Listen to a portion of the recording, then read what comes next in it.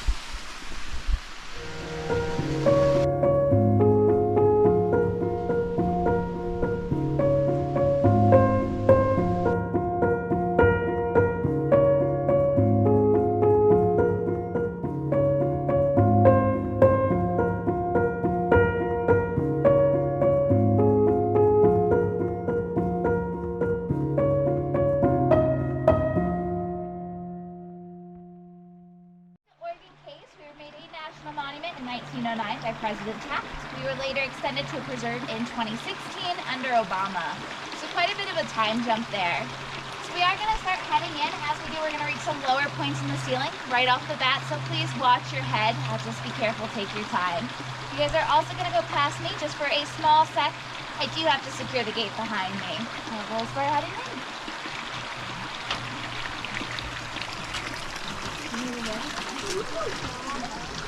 He was our last couple presidents. We have this beauty right here.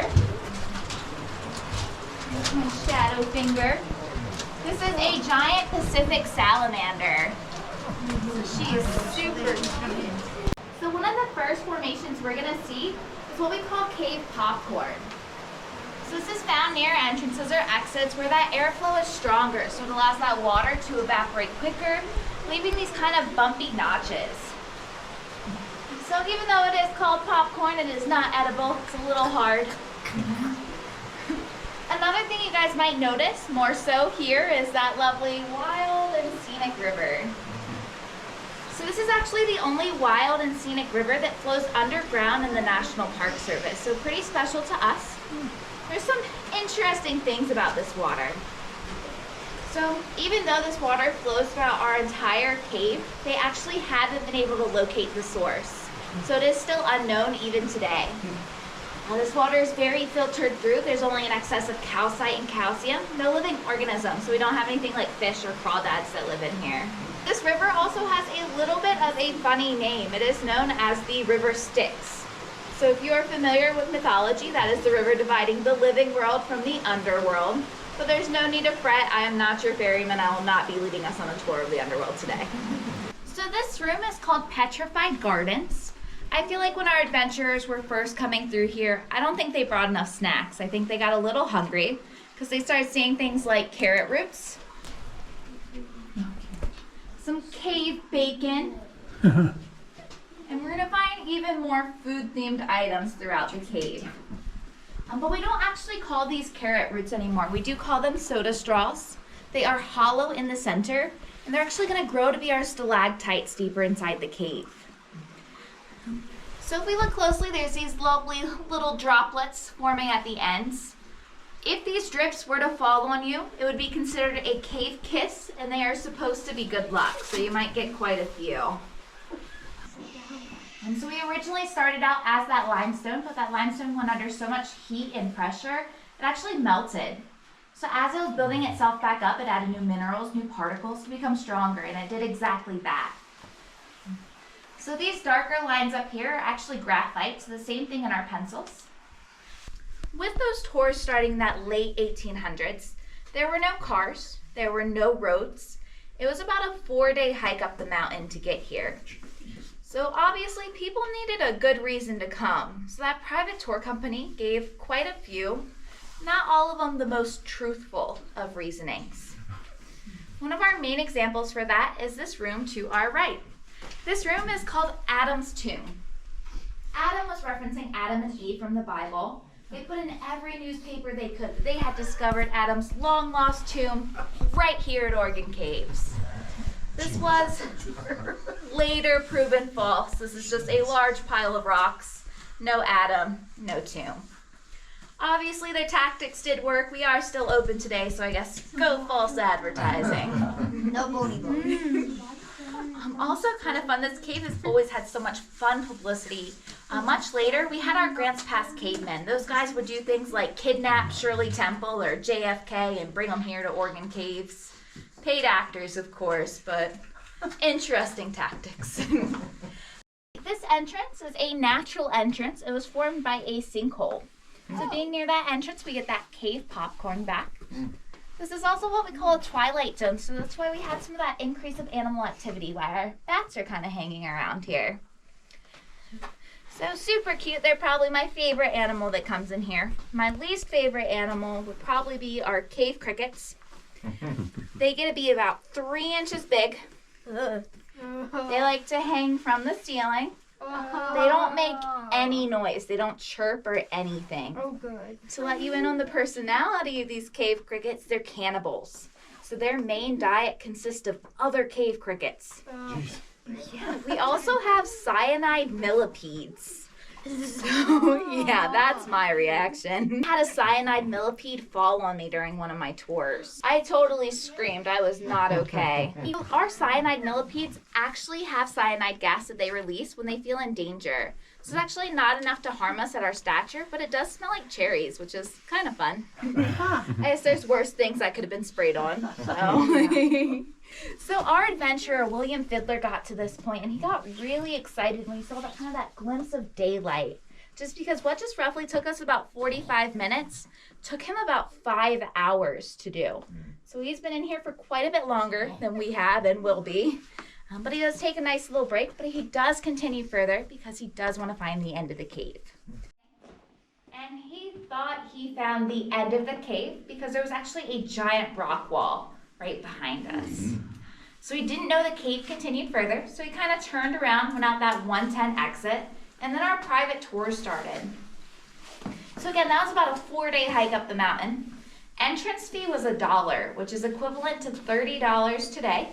So you guys got the discounted price. After that, they started making their way through, but there were no stairs, there was no pathways, no lights.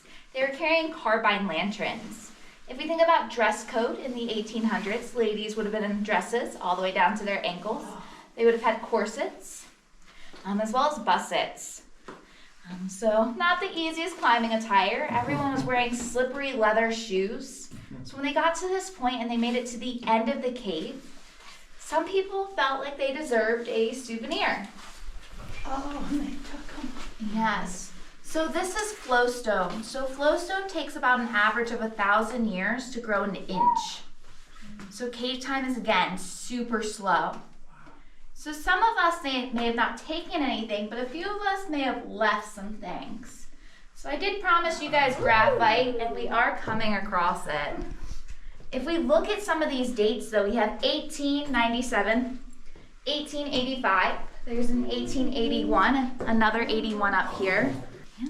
So the way this flowstone is created is by slow-moving water. That water has been slowly depositing calcite right over top of the rocks, basically making these signatures a part of it. So when NPS did try to come through and erase it, they failed. Just because this is now a part of that rock, so the only way to remove this would be to chip it out, and that would just be more damage than good. So in a few hundred years, it will be so covered in calcite, you won't be able to see it anymore anyway. But it will always remain here. Some of these are, I think, personally a little funny. This right here is a list of geology students who came with their college professor, and they all signed the rock. My personal favorite right up here, please don't destroy. Destroy is spelt wrong. It's D-I-S-S-T-R-Y, so don't destroy. And this is actually written by a man named Walter Birch. So Walter was actually a private tour guide here in the cave. And he came into work one day and he felt airflow through that rock wall. So that told him that the cave went deeper. So he huffed and he puffed, and with a little help of dynamite, he blew the wall down. But again, don't destroy. Yeah, so Walter Birch is going to be our next adventure. We are going to follow in his footsteps now. Adventure Walter Birch got to this point, and he got kind of a little scared. There were no stairs waiting for him, just this deep, dark pit. So he actually lights a match. He drops it down. The match goes out before it reaches the cave flooring. So instead of trying to light another one or dropping something heavy down, he actually ties off his rope. He throws that down, and he starts to climb. So he does continue to climb until eventually he runs out of rope and still no cave flooring. And he does make the decision to let go. And he does fall. He falls about 3 inches. So he probably got just enough cave kisses for that good luck to kick in. So he is our third and final adventurer. He makes it out safe and sound. Okay, Thank you guys so much for coming out today. I hope you enjoyed your tour. Thank you for taking us. Yes, thank you, Sadie.